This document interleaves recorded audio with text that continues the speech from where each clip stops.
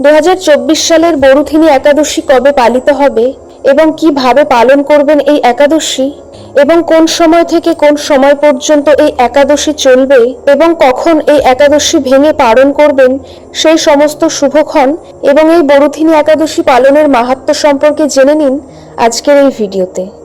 তার আগে প্রিয় দর্শক, আপনি যদি এই চ্যানেলে নতুন হয়ে থাকেন তাহলে অবশ্যই চ্যানেলটি সাবস্ক্রাইব করবেন।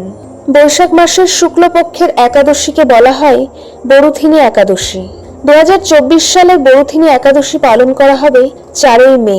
কৃষ্ণপক্ষের এই বরুথিনী একাদশী শুরু হতে চলেছে মে মাসের 3 তারিখে রাত 11:24 থেকে এবং সমাপ্ত হবে মে মাসের 4 তারিখে রাত 8:38। উদয়া তিথি অনুসারে 4ই মে 2024 শনিবার বরুথিনী একাদশী পালন করা হবে। এই একাদশী কিভাবে পালন করবেন? যে কোনো একাদশী পালনের নিয়ম মোটামুটি সকলেই আমরা জানি, তবুও সম্পূর্ণ নিয়মসূচি অনেকেই জানেন না, তাই চলুন জেনে নিই। একাদশীর আগের দিন এবং একাদশীর দিন ও একাদশীর পরের দিন অবশ্যই নিরামিষ ভোজন করবেন। সমস্ত নেশাদ্রব্য, চা, পান, বিড়ি, তামাক, মদ্যপান সবকিছু থেকে বিরত থাকবেন। এছাড়াও স্বামী স্ত্রীর সহবাস এবং পরনিন্দা, পরচর্চা, খারাপ চিন্তাভাবনা এই সমস্ত থেকে দূরে থাকবেন।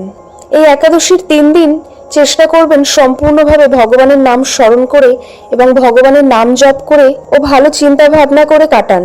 এবং যারা একাদশীর দিন পূজা করেন তারা অবশ্যই এই নিয়মগুলি মেনে ভগবান বিষ্ণুর আশীর্বাদ পেতে ভগবান বিষ্ণু বা কৃষ্ণের পূজা করুন। পূজার সময় শ্রীহরিকে তুলসী পাতা নিবেদন করুন, কারণ ভগবান বিষ্ণুর কাছে তুলসী খুবই প্রিয় বলে মনে করা হয়। একাদশীতে ভগবান বিষ্ণুকে তুলসী নিবেদন করলে তিনি অত্যন্ত খুশি হয়, যা আপনার বাড়িতে সুখ বজায় রাখে। মনে রাখবেন, একাদশীর দিন তুলসী পাতা একেবারেই ছিঁড়বেন না।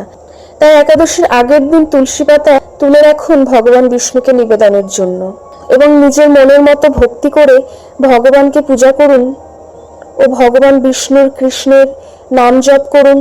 বিষ্ণু অষ্টোত্তর শতনাম, কৃষ্ণের অষ্টোত্তর শতনাম মালা জপ করুন, হরিনাম কীর্তন করুন। এভাবেই ভগবানের নামে স্মরণ করে একাদশীর সারাটা দিন কাটান। এবং এই একাদশীর দিন এবং এই বরুথিনী একাদশীর দিন অবশ্যই একাদশীর ব্রতকথা শ্রবণ করুন বা পাঠ করুন।